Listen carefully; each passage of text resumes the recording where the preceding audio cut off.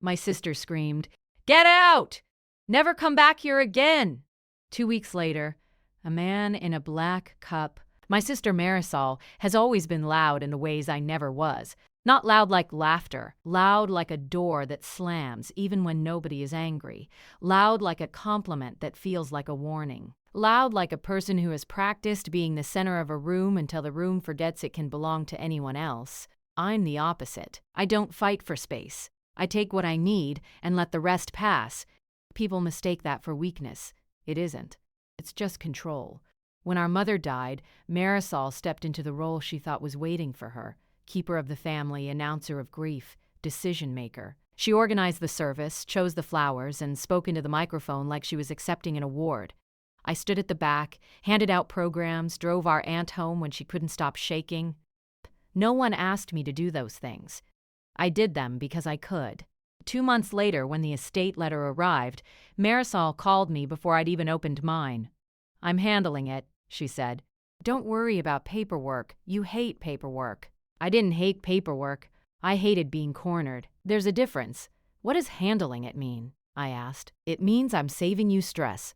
I'll bring you up to speed. We'll do it together." Her voice softened on the last 3 words, the way people soften when they want you to stop asking questions. I told her I'd still read everything. "Of course," she said with a laugh like I'd just made a joke. Read away.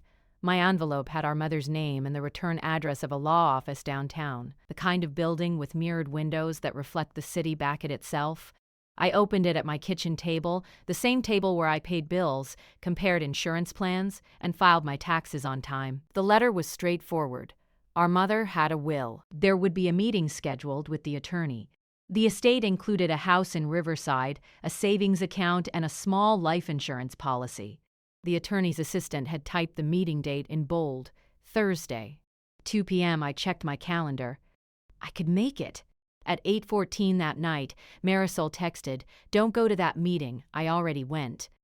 It's handled." I stared at the screen until the text dimmed.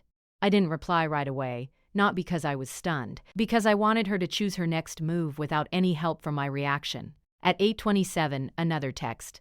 "Seriously, I'm doing this for you. Don't make it weird." I still didn't reply. At 8:52, also the lawyer is super old school and will lecture you about probate. Save yourself. Let me take the hit. She was trying to sound generous. The pattern was familiar. Marisol didn't ask permission. She declared care. I typed one sentence, "I'm going." I didn't add punctuation that could be interpreted as anger. No exclamation points, no sarcasm. Just the fact. A minute passed, then 2. Then my phone rang. I let it ring until voicemail. She tried again. I let it ring. I wasn't avoiding her. I was giving myself time to hear her clearly without the part of my brain that still wanted my older sister to be a safe place. Her voicemail came in at 9:11 p.m. "Okay, listen," she said breathlessly, like I'd forced her into a corner. "You don't need to go, okay? It's complicated. I'm not trying to shut you out. I'm trying to protect you. And it looks better if one person handles it. I'm the one with the kids. I'm the one with a stable address. It just makes sense. So don't show up and make it into a thing, please." The kids part was new. She hadn't mentioned her sons in weeks unless she needed a reason to cancel something. She ended with "please," like it was a seal of goodwill. I saved the voicemail. Not because it was dramatic, because it was a record of what she was trying to do, block me from the only official process that mattered. The next morning, I called the law office myself. I didn't mention Marisol. I used my mother's name and my own. "Yes," the assistant said, professional and crisp. "We have you listed as a beneficiary and an interested party. You're welcome to attend. The meeting is still Thursday at 2 o'clock. "Thank you," I said. "I'll be there." I didn't tell Marisol I'd called. I didn't argue. I didn't accuse. I just showed up on Thursday. The building smelled like lemon polish and old carpet. The lobby had a vase of fake orchids and a receptionist with a headset who didn't look up until I said my name. She checked her screen. "You're early. Have a seat." Marisol arrived 12 minutes late with the to-go coffee and sunglasses still on her face, like she was walking into brunch. She didn't see me at first. When she did, she stopped mid-step. Her mouth tightened, then reshaped itself into a smile that would look normal to anyone who didn't know her. "What are you doing here?" she asked. Not quietly. There were two other people in the waiting area, an older couple holding hands, a young man in a suit reading something on a tablet. Their eyes lifted for half a second, then dropped. "I'm here for the meeting," I said. Marisol laughed once, sharp. "No, you're not." "I am," I said again. She pulled her sunglasses off and leaned closer, like we were about to share something intimate. Her voice dropped into a stage whisper that still carried. "You are embarrassing yourself. They already went over everything with me." "I was told I'm welcome to attend," I said, "so I'm attending." Her cheeks flushed, not red like sadness, red like she'd been challenged in public. I could have stepped back. I could have let her have the lobby. But this was not about winning a moment. This was about refusing to be erased. The assistant opened the door then and said, "Marisol Vega?" Marisol turned on her heel with confidence, like she'd already won. Then the assistant looked at me. "And Elena Vega, you can come in as well." Marisol's shoulders stiffened in a way that only someone who has controlled a room for years can stiffen, like the furniture moved on its own. In the conference room, the attorney was calm, gray-haired, neat, the kind of man who doesn't get pulled into family theater. There was a folder in front of him, 2 water bottles, a legal pad with precise handwriting. He greeted us both, made eye contact, and began. He explained probate timelines. He explained what executor meant. He explained that our mother had named both of us as equal heirs, 50-50, the house, the accounts, the insurance. Marisol kept nodding like she already knew. She interjected twice with little jokes. "Elena doesn't even know where Mom kept her keys," she said with a laugh. I didn't respond.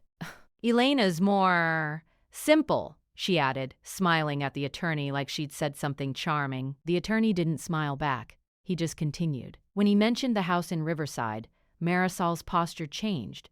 The house wasn't fancy, but it sat on a street where prices had climbed quietly for years. Our mother had paid it off 10 years ago. She'd told me once when I helped her patch a leak under the sink that it was the first thing she'd ever owned outright. Marisol asked, "So when can we sell it?" The attorney looked down at his notes. "The will doesn't instruct a sale. It passes to both of you. If you decide to sell, you'll need mutual agreement and proper documentation." Marisol waved a hand. "We'll sell. I'll handle it." "No," I said, calmly. Her head snapped toward me. "No what?" she asked. "No decisions without both of us," I said. "That's what he just explained." Marisol's eyes narrowed. "You don't even want that house." I didn't correct her. Wanting was not the point. Rights were.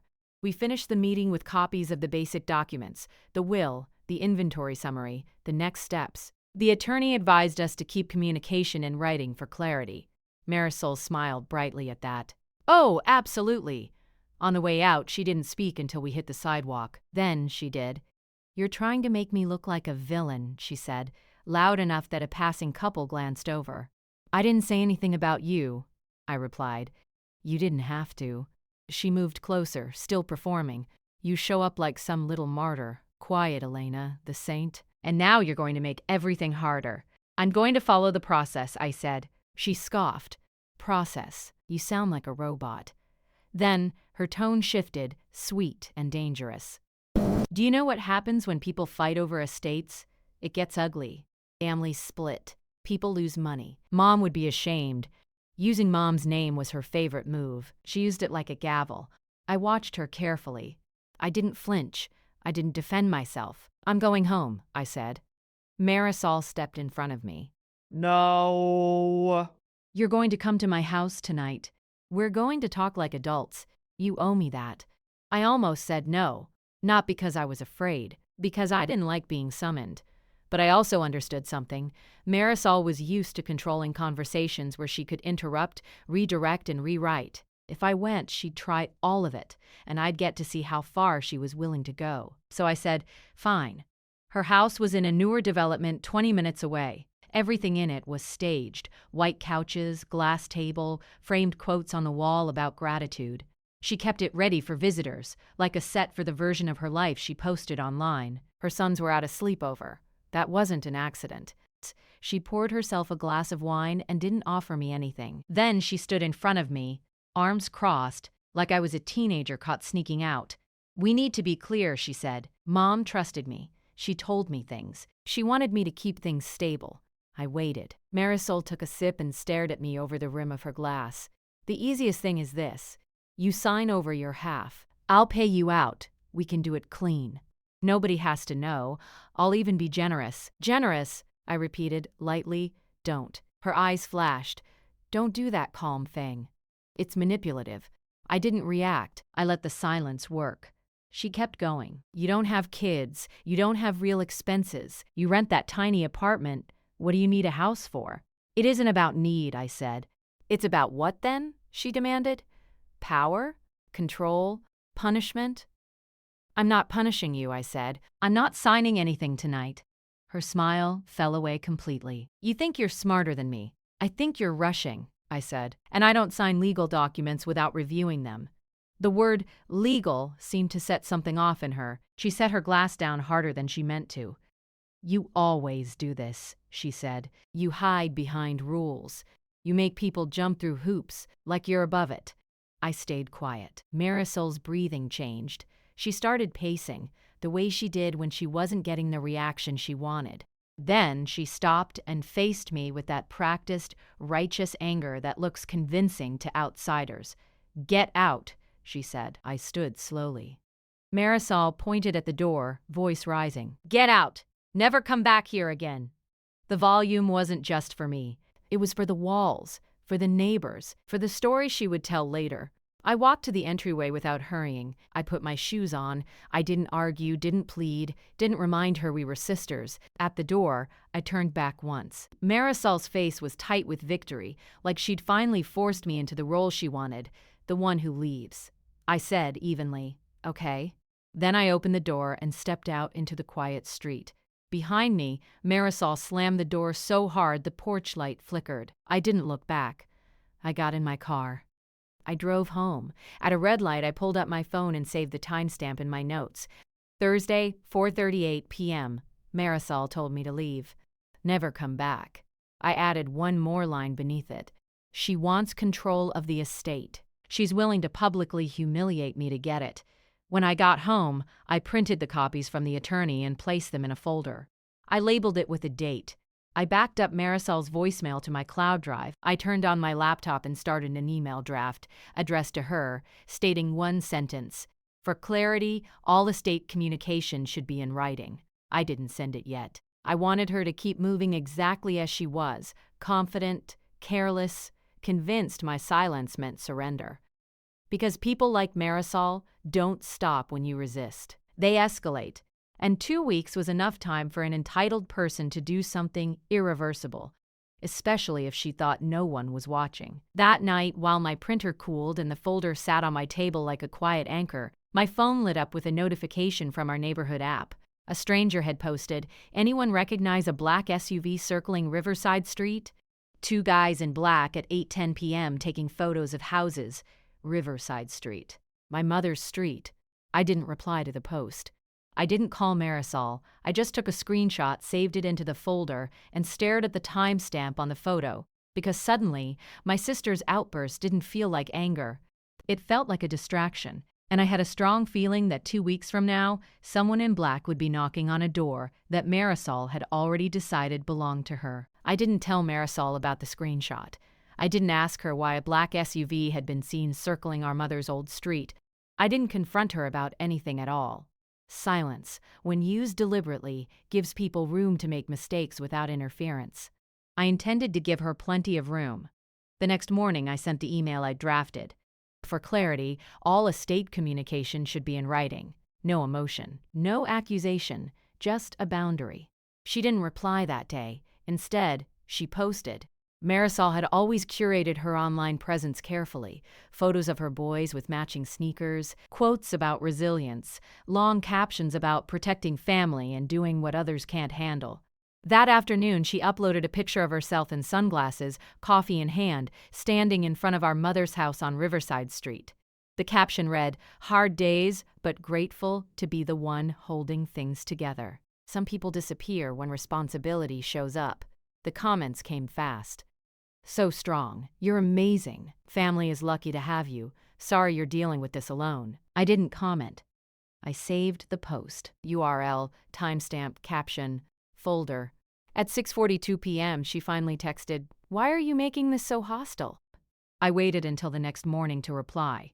"I'm not. I'm just asking for written communication." 3 dots appeared. Disappeared. Appeared. Again. You don't need to get lawyers involved. That's aggressive. I read it twice. Then I took a screenshot and added it to the folder. "No lawyers involved yet," I wrote back. "Just documentation." That was true, and deliberately incomplete. Over the next few days, Marisol began moving fast, too fast for someone who claimed she wanted things simple.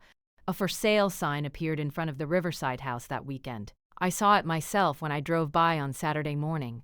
The lawn had been freshly edged. The windows were open. Inside, furniture had been rearranged. Our mother's old dining table gone, replaced by something staged in beige.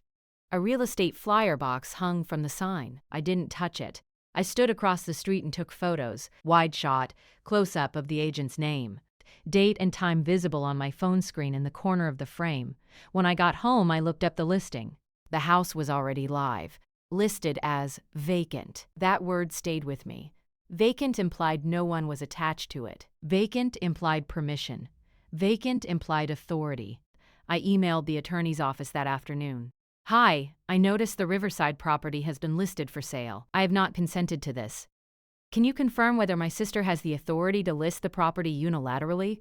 "Thank you, Elena Vega," the assistant replied the next morning. "Thank you for bringing this to our attention.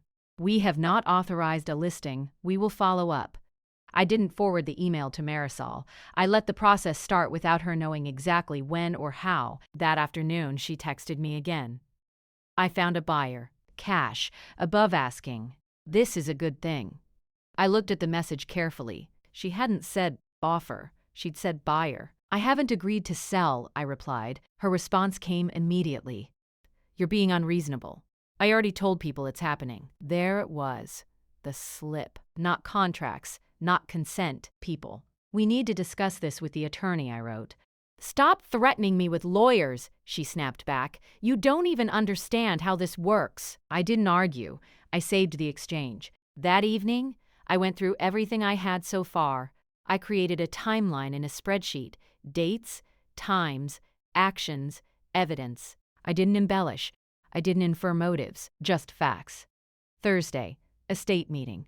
Same day, attempt to exclude me. Same day, verbal expulsion from her home. 2 days later, public post implying abandonment. 5 days later, property listed without consent. Patterns don't need commentary. They speak on their own. On Tuesday, I received an unexpected call from a number I didn't recognize. "Is this Elena Vega?" a man asked.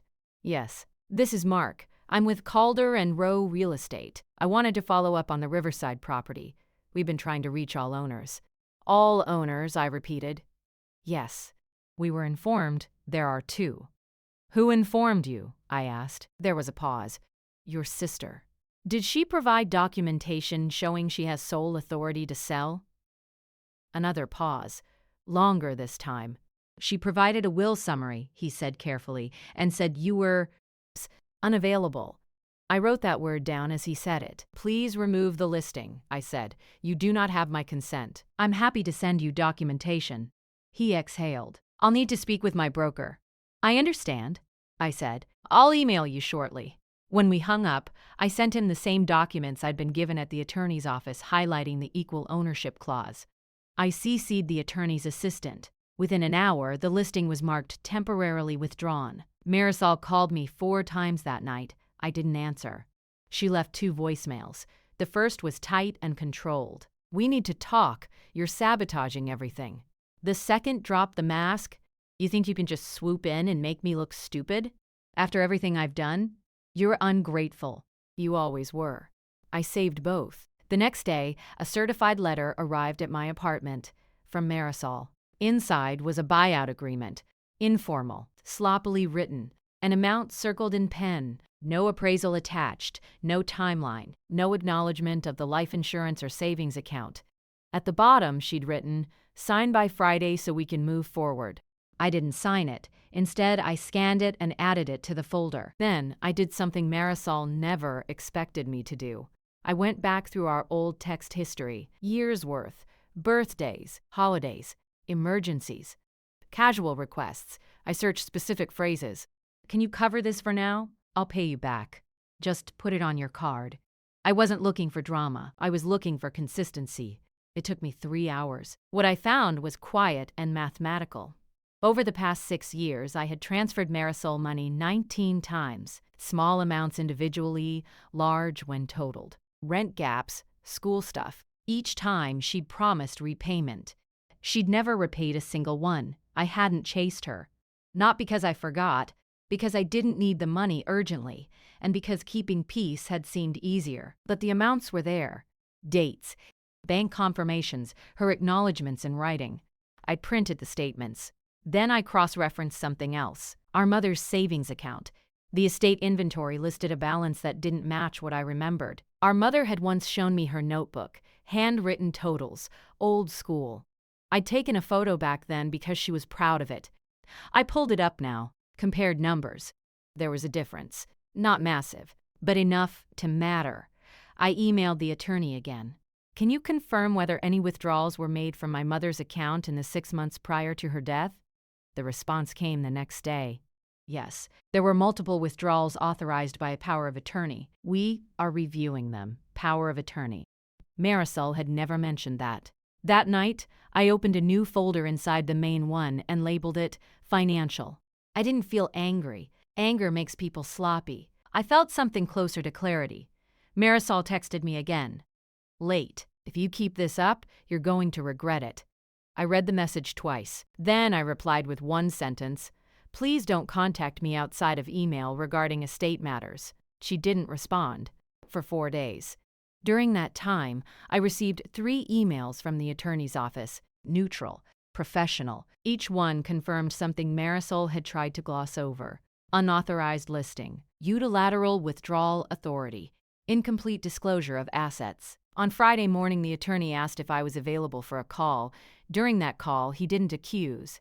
He didn't dramatize. He simply explained that there were discrepancies that needed addressing and that all parties would need to be present for a formal review. A meeting, he said, with documentation. I agreed. When I hung up, I checked my phone. Marisol had posted again. This time, it was a photo of her sons on a soccer field. The caption was longer. Teaching my boys integrity, showing up even when people try to tear you down. We'll be okay. The comments were full of sympathy. I saved the post. That afternoon, something unexpected happened. The man in black came into focus. A neighbor from Riverside Street messaged me directly through the app where the SUV had been posted. Hey, I saw your last name on an old mail piece. Are you related to the owner? Just wanted to let you know those guys came back. One of them left a card with the realtor. He sent a photo. The card wasn't from Calder and Rowe. It was from a private investment group, one that specialized in distressed properties and fast closings. On the back of the card, written in pen, was a name. I stared at it for a long time. Then I placed the photo into the folder and renamed the file key_receipt_01.jpg. Because this wasn't just about pushing me out anymore, it was about how long she'd been planning to do it, and how confident she'd been that no one would connect the dots before everything was already gone. I closed my laptop, turned off the lights, and sat in the quiet. The meeting with the attorney was scheduled for the following week. And for the first time since Marisol screamed at me to get out and never come back, I knew exactly how this would end. Not with a confrontation, with an audience. And Marisol had no idea she'd already invited them. Marisol sent the calendar invite herself, not through the attorney, not through email, through a family group chat that hadn't been used in months. Estate update, important family meeting location. Riverside House, Saturday, 11 a.m. She added our aunt, 2 cousins, her husband's parents, and someone listed only as Mark Beyer. The confidence in that move told me everything I needed to know. She didn't see this as a negotiation. She saw it as a performance. I didn't respond in the group chat. I forwarded the invite to the attorney and replied privately to him, "She's organizing a meeting at the property. I will attend." His response came 10 minutes later. "I will be there as well. Please bring all documentation." That was enough. The rest of the week, I did very little outwardly. No posts, no messages, no visible resistance. Privately, I prepared. I organized the folder into sections: estate documents, communications, financial records, timeline, screenshots, third-party confirmations. I printed everything twice. One set went into a binder, the other into a manila envelope labeled with the attorney's name. I charged my phone. I tested the voice recorder. I saved backups to a secure drive. I didn't rehearse what I would say. I wasn't going to give a speech. Facts don't need practice. On Friday night, Marisol texted me directly. "Please don't embarrass yourself tomorrow. Just let me handle it." I didn't reply. Saturday morning, I arrived at Riverside Street at 10:42 a.m. The house looked different. Not lived in, curated, fresh flowers on the porch, windows open. Inside, folding chairs had been arranged in a loose semicircle facing the living room. Marisol had turned grief into staging. Cars lined the street. Familiar ones. My aunt's sedan, my cousin's truck, a black SUV parked half a block down, idling. I noted the time. I took a photo of the street. Inside, Marisol moved through the room like a host at a fundraiser. Bright voice, controlled smile, touching arms, thanking people for coming. When she saw me, she paused for half a second, just long enough for her eyes to flick down to the binder in my hand. Then she smiled wider. "You made it," she said, loud enough for everyone to hear. "I wasn't sure you would. I said I would," I replied. She laughed lightly. "Of course. We're family." Mark, the buyer, stood near the kitchen island, early 40s button-down shirt. Confident posture. He shook Marisol's hand again when she passed him like they'd rehearsed it. At 11:05, Marisol clapped her hands. "Okay, everyone. Thank you so much for coming. I know weekends are busy." She gestured toward the chairs. "Let's sit." People settled. Phones came out. Someone started recording without hiding it. Marisol noticed and didn't object. She began with a speech.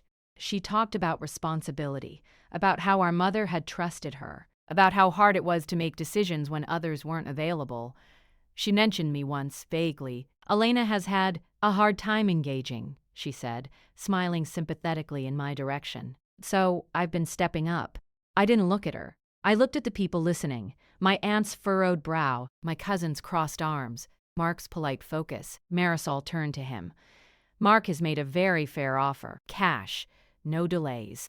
It allows us to move forward." She gestured toward a folder on the coffee table. "We'll just need signatures today." That was my cue. I didn't stand immediately. I waited until she reached for the folder. Then I spoke. "I'd like to add something before anything is signed." My voice wasn't loud. But the room quieted anyway. People weren't used to me interrupting. Marisol's smile tightened. "We talked about this." "I know," I said. "This will be brief." I stood and placed my binder on the table next to hers, opened it to the first tab. "I'm not opposed to selling," I said. "I'm opposed to selling without consent, documentation, or full disclosure." Mark shifted slightly. Marisol laughed. "Elena, please, this isn't the time." I held up a single page. "This is the will," I said. "It names both of us as equal heirs. No executor authority to sell unilaterally." I placed it down. "This is the listing agreement," I continued, "dated last week. Signed only by Marisol. Listed as vacant." I slid it beside the first. "This is the email from Calder and Rowe, confirming the listing was withdrawn due to lack of consent." A murmur moved through the room. Marisol's face flushed. "You're twisting things." I didn't respond. I turned a page. "These are bank statements from the last 6 months of our mother's life," I said. "Withdrawals made under power of attorney." I looked at the attorney as he entered the room quietly and took a seat. "The total is here," I said, tapping the number. "And this is the notebook Mom kept. The balances don't match." My aunt inhaled sharply. Marisol stood up. "This is inappropriate. You're doing this on purpose." I met her eyes for the first time that morning. "I am doing this accurately." I turned to Mark. "You were told the property was ready to sell," I said. "You were also told I was unavailable." Mark cleared his throat. "Yes." I nodded. "This is the message from a Riverside neighbor," I said, holding up the printed screenshot. 2 men in a black SUV taking photos. One left a card from a private investment group. I placed the card photo on the table. "Your card," I said to Mark, "with my sister's name written on the back." The room went silent. Marisol's mouth opened, closed. "I didn't," she started. The attorney spoke then. Calmly. "This meeting should pause. There are unresolved legal issues. Marisol looked around, searching for support. She found none. Her husband's parents stared at her. My cousin shook his head slowly. I sat back down. I'm not here to argue, I said. I'm here to document. No one signed anything. Phones kept recording. Marisol sank back into her chair, her confidence draining in real time. And just as the weight of it settled, the front door opened again. A man in black stepped inside, holding a clipboard. I'm looking for Marisol Vega, he said. Everyone turned. He glanced around the room. I have documents that need to be served. Marisol didn't move. The man looked at the attorney. Is she present? The attorney nodded. The man stepped forward. And before he could speak again, Marisol whispered my name like it was an accusation. Elena. I didn't respond, because the moment she'd been staging for weeks was no longer hers, and whatever was in that envelope was about to finish what the receipts had started. The man in black waited. He didn't rush. He didn't raise his voice. He stood a few feet from Marisol, clipboard balanced against his arm, eyes moving once around the room to confirm witnesses. Marisol Vega, he said again. You are being served. She didn't take the papers. For a moment, I thought she might pretend not to hear him, that she might try to laugh it off, wave him away like an inconvenience she could reframe later. But the room was too quiet for that. Phones were up. My aunt's hand was pressed to her mouth. Mark had stepped back, instinctively creating distance. I don't understand, Marisol said finally. Her voice was smaller than I'd ever heard it. What is this? The man turned one page on his clipboard. Notice of investigation related to misuse of power of attorney and unauthorized financial activity. You'll also find a cease and desist regarding representation of ownership of the Riverside property. He extended the envelope again. The attorney stood. I'll accept service on her behalf, he said. The man nodded and handed him the documents. He asked the attorney to confirm his name, then turned and left the way he'd come in. The door closed softly behind him. No one spoke. Marisol looked at the attorney like he might rescue her. This is ridiculous, she said. She did this. She's been planning this. The attorney didn't argue. He opened the envelope and skimmed the first page. This wasn't initiated by your sister, he said evenly. It was triggered by discrepancies we are obligated to report. Marisol's eyes darted to me. I didn't meet them. I looked at the table, at the neat line of documents, at the phone screen still recording.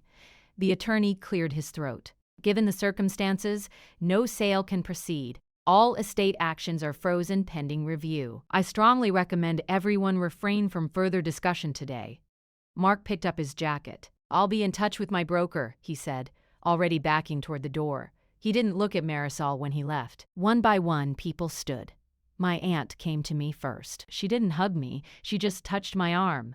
I'm sorry, she said quietly. I should have asked more questions. You're here now, I replied. My cousin nodded at me once before following her out. Marisol stayed seated, staring at the papers like they might rearrange themselves into something harmless if she waited long enough. When the room was almost empty, she finally stood. You think this makes you better than me?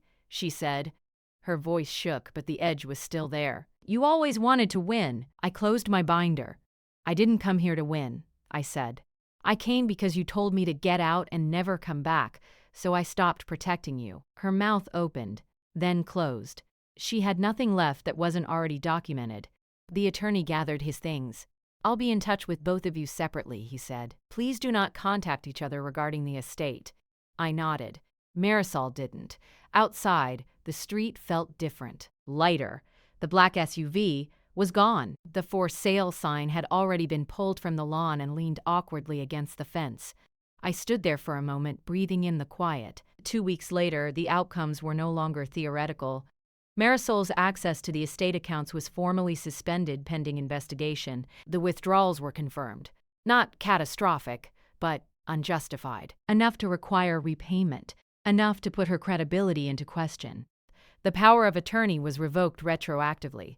The life insurance policy, one she'd conveniently omitted, was split properly.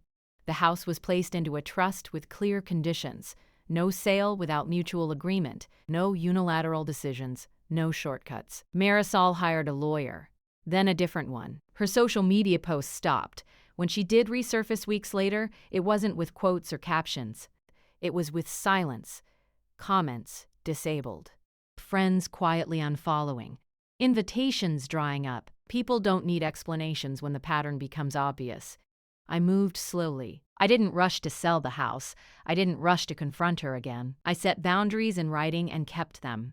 When she emailed me once, short, careful, asking if we could talk things through, I replied with a single sentence. All matters can go through counsel. That was it. On a Sunday morning in early fall, I went to Riverside alone. I opened the windows. I cleaned out a drawer my mother had never finished organizing. I found a folded receipt from a hardware store dated years back with her handwriting on it, paid in full. I sat at the kitchen table and let the house be quiet. I didn't feel triumphant. I felt finished. Marisol had wanted control, applause, and speed.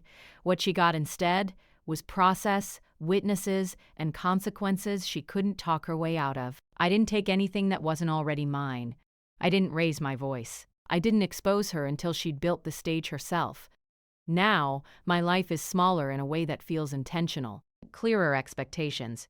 Locked folders that I don't have to open anymore. Some doors don't close with shouting. Some close when you stop holding them open. And I've learned that quiet doesn't mean powerless. Sometimes it just means you're waiting till the truth can walk into the room on its own, clipboard in hand, witnesses present, and nowhere left to hide.